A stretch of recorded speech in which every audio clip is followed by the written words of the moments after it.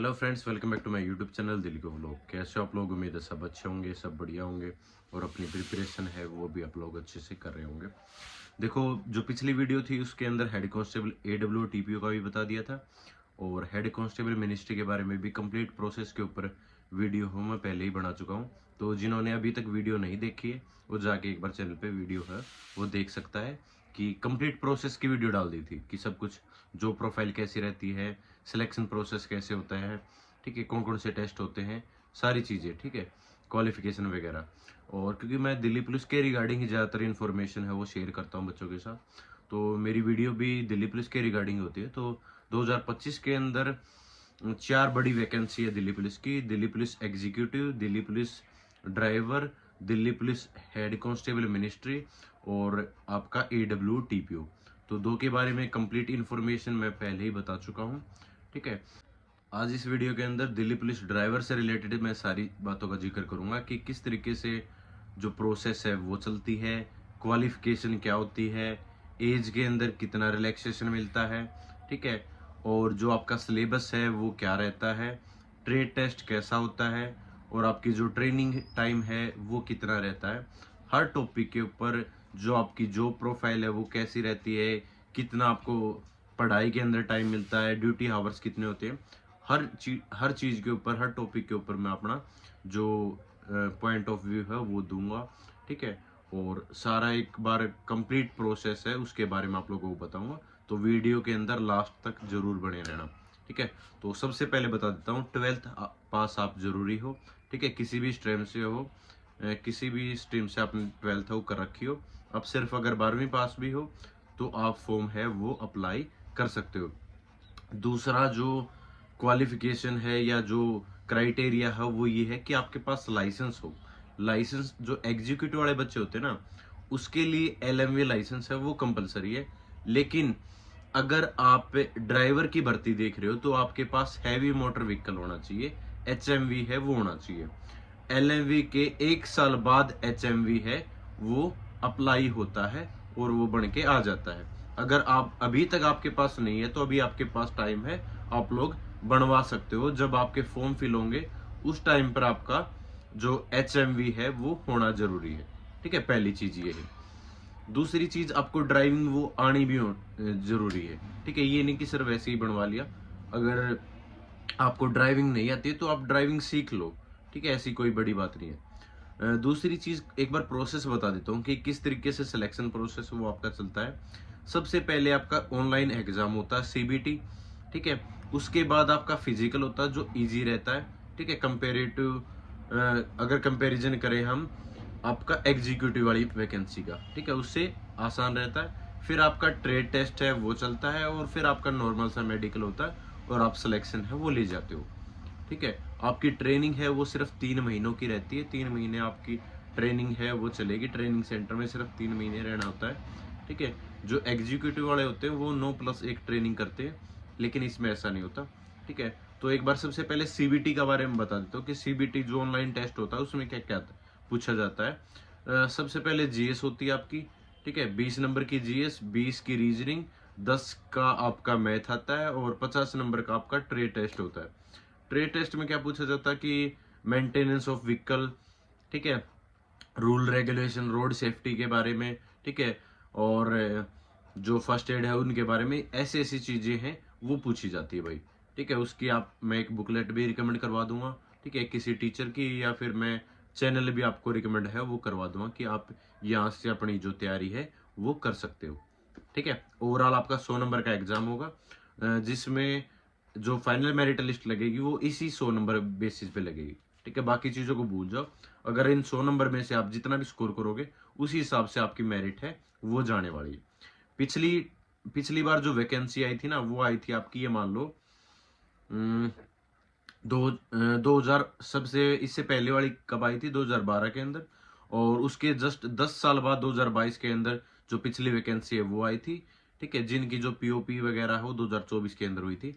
1400 के तकरीबन वैकेंसी आई थी। तो इस साल भी ऐसी ही उम्मीद कर सकते हैं कि 1200 के आसपास तो जरूर आपकी वैकेंसी है वो देखने को मिलेगी थी, ठीक है। तो कंपटीशन इसमें थोड़ा सा कम रहता है, ठीक है, बाकी कंपैरिजन टू एग्जीक्यूटिव। और ये रहता है कि जिसकी एज अगर उसमें निकल गई है ना, तो वो इसमें आ सकता है। ठीक है, जिसकी एज एग्जीक्यूटिव वाले में निकल गई है वो इसमें आता है, क्योंकि इसमें जो एज क्राइटेरिया होता है ना वो 21 साल से 30 साल होता है। ठीक है, ओबीसी को छूट मिलती है 3 साल की, SC ST को मिलती है 5 साल का रिलैक्सेशन। ठीक है, तो और स्पोर्ट्समैन है उनको भी 5 साल का रिलैक्सेशन है इसके अंदर मिलता है। तो ठीक है, तो कहने का मतलब ये है, अगर आपकी एग्जीक्यूटिव की जो एज है ना वो निकल गई है ना, तो आप इसमें फॉर्म अप्लाई कर सकते हो। ठीक है, आपका लाइसेंस वो बन जाएगा। इसके बाद आप पढ़ाई यहाँ पर कर सकते हो, क्योंकि इसमें काफी टाइम मिलता है। और 3 साल बाद आप डिपार्टमेंटल कैंडिडेट हो जाओगे। उसके बाद आप सब इंस्पेक्टर का भी टेस्ट है वो दे सकते हो, या फिर कोई और एग्जाम है वो दे सकते हो। ठीक है, प्रमोशन भी ऐसे ही चलते हैं इसके अंदर। ठीक है, 10 20 30 की स्कीम से आप 10 साल बाद हेड कांस्टेबल बन जाओगे, फिर ASI, और जब आप लास्ट में डिपार्टमेंट से निकलोगे तब आप सब इंस्पेक्टर बन के निकलोगे। ठीक है, तो पहला प्रोसेस मैंने बता दिया। दूसरा प्रोसेस होता है आपका फिजिकल। फिजिकल ये होता है कि अगर आप 30 साल अगर आपकी एज है तो 1600 मीटर रनिंग है वो आपको करनी है 7 मिनट के अंदर। 12.5 फीट आपकी लॉन्ग जंप होती है और 3.5 फीट आपकी हाई जंप रहती है। ठीक है, बेसिक सा आपका फिजिकल रहता है, तो इतना हार्ड फिजिकल नहीं रहता है। फिजिकल के बाद क्या करवाया जाता है आपसे? Trade test. ट्रेड टेस्ट में क्या होता है, जनरली वो एल बनवाते हैं। ठीक है, आपको या तो टाटा 407 दे देंगे, और या फिर एक मिनी बस जो 42 सीटर होती है ना, ठीक है, वो दे देंगे। उससे वो चलवाएंगे आपसे। ठीक है, वो कैसी चलानी है आपको? बैक लेके और एल बना देना है। ठीक है, सिर्फ एल ही बनवाते हैं मोस्टली। कोई भी बच्चा ट्रेड टेस्ट के अंदर फेल नहीं होता। ठीक है, ये बात दिमाग में बैठा लो कि ट्रेड टेस्ट के अंदर कोई भी फेल नहीं होगा। ठीक है, अगर अगर उसको थोड़ी बहुत भी ड्राइविंग आती है तो। ठीक है, उसके साथ साथ वाइवा भी होता है। वाइवा के अंदर भी दिल्ली पुलिस ही करवाती है सारा सारा। तो दिल्ली पुलिस का यही रहता है कि अगर कोई जॉब लग रहा है ना तो उसको लगने दो। ठीक है, उसके बीच में कोई भी रुकावट नहीं आने दो। ये थोड़ा सा माइंड सेट रहता है। तो वाइवा भी आसानी से कर जाता है बच्चा, अगर उसने टेस्ट दे रखा, ट्रेड टेस्ट दे रखा, जो उसने वहां पर रखा वही। ठीक है, वही पूछा जाता है, वही चीजें, नॉर्मल बेसिक चीजें। ठीक है, कि टायर में हवा कितनी होनी चाहिए, ये कितना होना चाहिए, बेसिक बेसिक से क्वेश्चन है वो आप आसानी से बता पाओगे, और आपका जो ट्रे टेस्ट है वो भी आसानी से हो जाएगा। फिर आपका मेडिकल होता है, 6x9 भी चल जाती है, 6x12 है वो भी चल जाती है। ठीक है, तो जो फिजिकल है वो भी इतना हार्ड नहीं रहता, इजी रहता है। Sorry, medical. ठीक है, मतलब जनरली अगर आप जो आपका CBT होता है ना, ऑनलाइन टेस्ट, अगर उसमें जितना स्कोर कर जाओगे ना, उसी बेसिस पे आप नौकरी है वो लग जाओगे।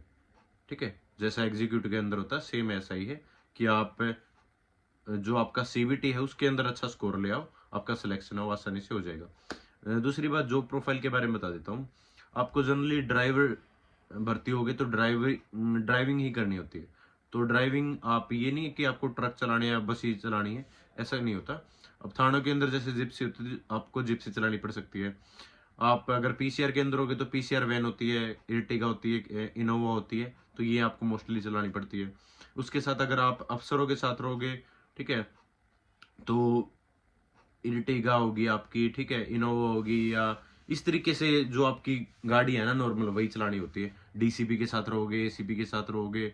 ठीक है, ज्वाइंट CP बहुत सारे हैं, बहुत सारे DCP हैं, इस तरीके से आपको। ठीक है, हाँ, ये कुछ टाइम के लिए अगर मान लो आप बटालियन वगैरह में इस तरीके से अगर वहां पर चले गए, तो वहां पर आपको मिनी बस है वो देखने को मिल सकती है, तो वो आपको चलानी है पड़ सकती है। ठीक है, बाकी जॉब अच्छी है, आपको लगभग ये मान लो कि 12-24 की आपकी ड्यूटी रहती है। ठीक है, और अगर शिफ्ट वाइज करोगे तो आप आपस में एडजस्ट भी कर पाओगे, और जो आपका स्टडी टाइम है ना, पढ़ाई का टाइम है, वो अच्छा खासा मिल जाता है, क्योंकि इतना ज्यादा ये नहीं होता कि आपको पूरा दिन ड्राइविंग ही करनी होती है। कुछ लिमिटेड टाइम के लिए आपको ड्राइविंग करनी होती है। ठीक है, और उसके बाद आप बिल्कुल खाली रहते हो, कोई कोर्ट कचहरी का कोई चक्कर नहीं पड़ता। ठीक है, सारे सारे आपको अलाउंसेज मिलेंगे, सब कुछ एग्जीक्यूटिव वाला ही मिलेगा। CGHS आपको कार्ड मिलेगा।